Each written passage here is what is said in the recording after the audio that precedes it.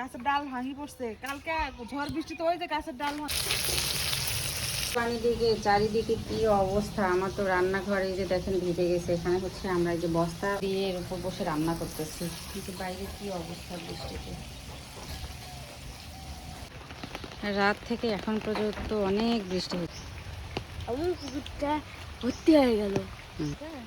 এই তো বাতাসে তো হচ্ছে কলার গাছ পড়ে গিয়েছে আমাদের। আর এই যে দেখেন বৃষ্টির পানিতে জমিও ভরে গেছে। এই যে এখানে পানি আসলে আসতেছে, আমাদের পুকুর তো ভর্তি হয়ে গেল। হ্যাঁ, এখন আসতেছে পানাও আসছে।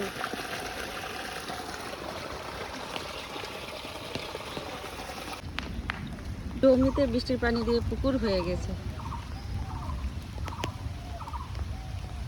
একদিনের বৃষ্টিতে রাস্তার কি অবস্থা। আমাদের ভুট্টার জমিতে কত পানি জমে গিয়েছে।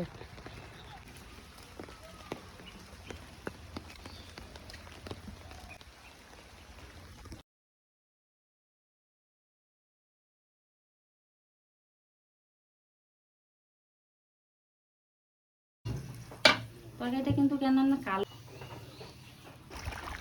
আছে ওখানে, যে তেলাপিয়া মাছ, বাটা, রুই, সরপুটি।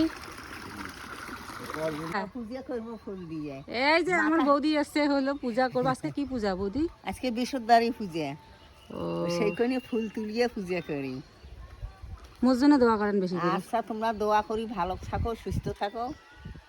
আমরা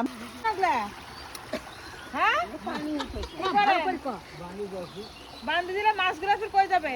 মাছ বাইরে দেবো না। মাছ তাহলে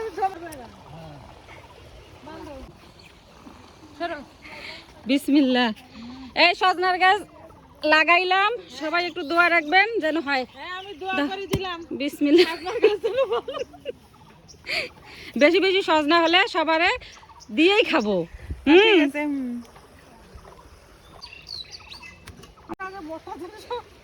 এই যে দুই জায়গায় দুইটা করলাম, একটা হচ্ছে আমি দিলাম, গাছ গেলাম, দেখবো কার সাজনা গাছে আগে আগে হয়।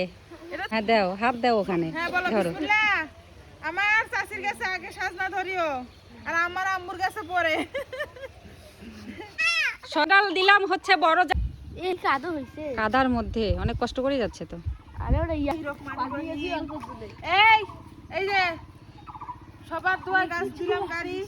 এই দেখো তুমি তো ডায়লগটা বললে। হ্যাঁ, সবচেয়ে বড় এবং মোটা হচ্ছে সজনা ডালটাই কিন্তু ভাবিকে দিলাম। সবাই একটু দোয়া করে দিবেন এই ডালটা যেন আবার ভাবির হাতে হয়। হ্যাঁ, সবাই একটু এর আগে ওনার শাশুড়ি আমার 3-4টা হচ্ছে লাগাইছে, নাকি একটাও হয় নাই। এই জন্য অনেক সজনা ধরে, সবাই দাওয়াত হবে এই সজনা দিয়ে। খাইতে পারি রে। ওরে মা, জুতা আটকে গেছে কাদার মধ্যে, চিন্তা করা যায়? হ্যাঁ, জুতা আটকে গেছে। গাইস, কালকে আমাদের দেখেন কত জাম সহকারে, দেখেন কত কত জাম। এই জামগুলা যদি আমাদের কাছে থাকতো কত জাম হইতো না? অনেক খাওয়া যায় এই তো। গাছের জাম সহ গাছের ডাল ভাঙি পড়ছে কালকে ঝড় বৃষ্টিতে, ওই যে গাছের ডাল ভাঙি